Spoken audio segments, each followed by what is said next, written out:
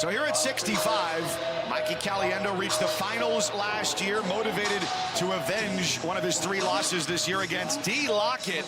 Yes, he is too saucy, self-proclaimed, but the only way he's dipped from the mat is with wins this year. He has allowed a singular takedown.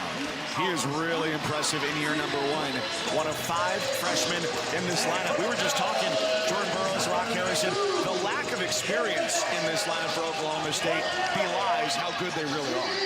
And look at the fly shoes there. Their shoes got some ice and everything in there. But you see, one thing about Mikey Caliendo, he's not going to be the least bit startled. He's going to go hard. D. Lockett, watch him do a quick shot or a quick fake off the whistle. Well, earlier this morning, Rock, D gave us the game plan.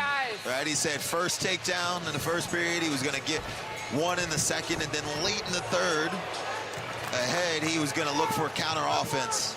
And then, as he said, just chill. And look at him. And on a single.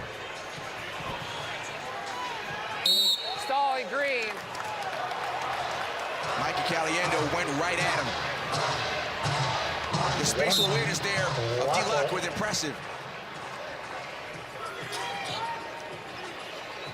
7 years ago, D. Lockett was on the floor here at Gallagher-Iba Arena watching Nick Piccinini pin Iowa's Spencer Lee, and now trying to make a mark of his own in the 60th meeting between these two powers. Interesting, you saw D. Lockett put that hand out, and Mikey Caliendo went immediate post. So as soon as that hand was out, Mikey Caliendo went post on the elbow to shoot for a high crotch. Didn't get it, but he's timing it.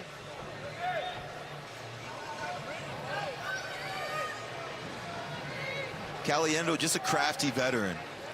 He's been the guy that's been in the mix for a number of years. We mentioned he's already a 3-time All-American. He was 7th, 4th, 2nd last year, looking for his 4th All-American, and he just doesn't want to get on the podium. He wants to get on the top of the podium. This is one of the guys that he's going to have to go through in order to get there. D. Lockett owns a win over him, 7-3 at national duels, and Caliendo pressing the pace, and look. No control. He's got to continue to bring that in, put the hand on top of shoelaces, and bring it in, and then start to lift it up. Now he's got to shelf it. Now he's going to look to shelf it up on his left knee. Does a great job there. Runs down the hips. That's 3. Out. And look at how he gets out of bounds right away. Did you see that? Savviness. Immediately gets the takedown. So look at this. He pulls him in, shelves the leg, runs down the hip. D turns opposite hip, gathers both legs, immediately gets his legs out. We know there, if he stays down below the knees, he's going to start getting a count, potentially risk a stalling, gets out of bounds and gets a fresh start immediately. Well, the plans have changed for D. Lockett. And this is what you want to see, Rock. You want to see what these guys are really made of. We saw Sergio Vega, close match until the 3rd period. These are the ones that really establish you as a playmaker on a team as a young man. Can he find his way through this adversity and still get his hand raised? D. Lockett is on the board. 4-time state champion. To the edge, though. Walked himself to the edge, Rob. He sure did. Turned his back and stayed on the edge. Don't like seeing that from the freshman, because Mikey Caliendo is not going to stop. His pace doesn't slow down. It doesn't increase. It is consistent.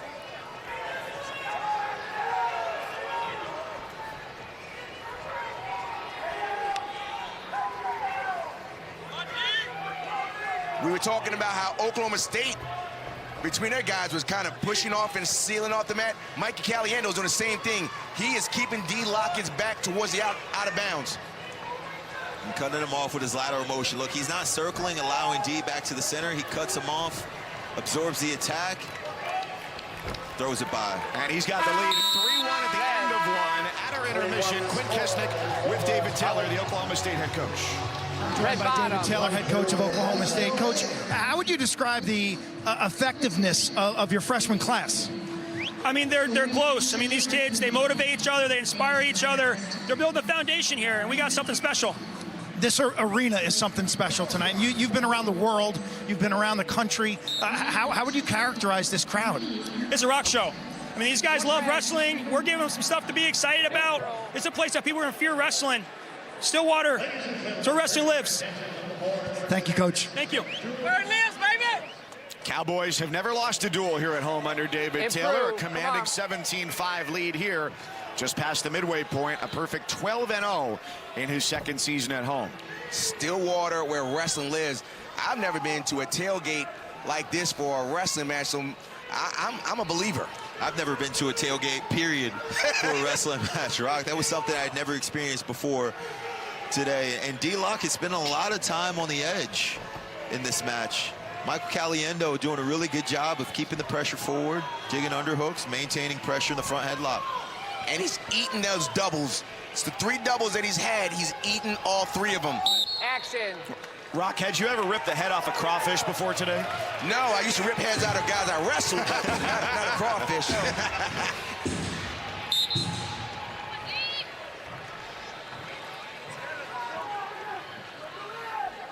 And so what I've noticed is this is D. Lockett's MO, right? Lots of matches this year that have been fairly close. Looking at his record, he's 13-0. He's only got 2 victories by bonus points. Look at him get to the single leg. Caliendo just a bit too strong, no one home. That was just willpower right there, because the speed of Lockett to get around him, and Caliendo was just being tough.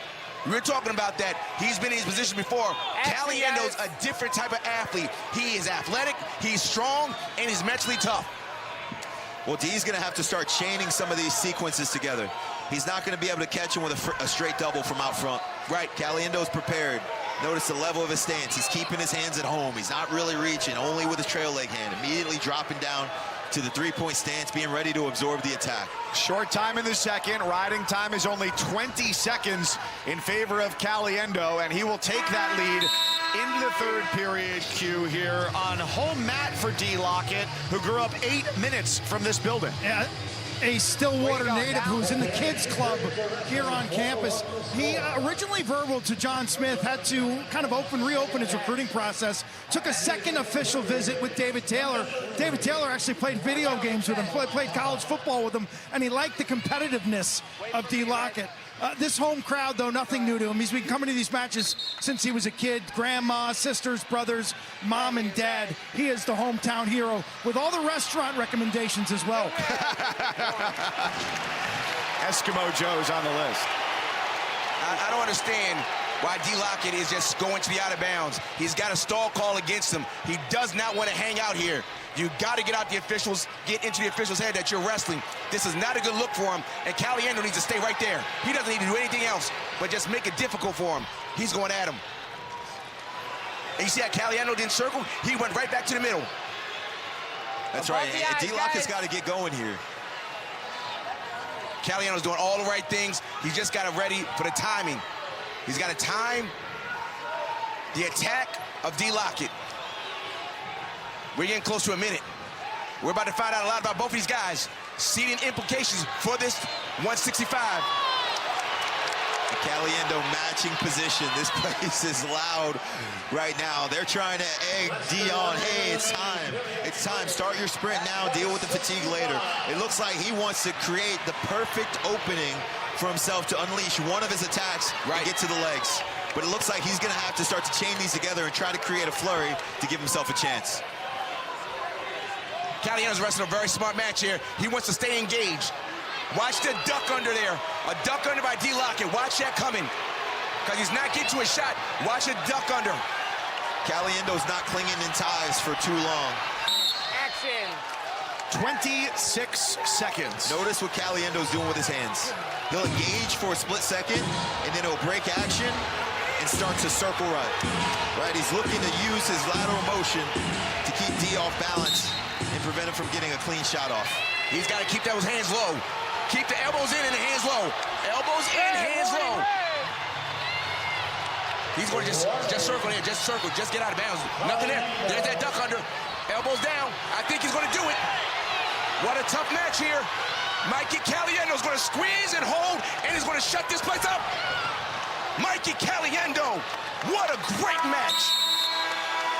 It was 7-3 in Tulsa earlier this year for Lockett, and Caliendo with a shh for the crowd and a 4-2 win.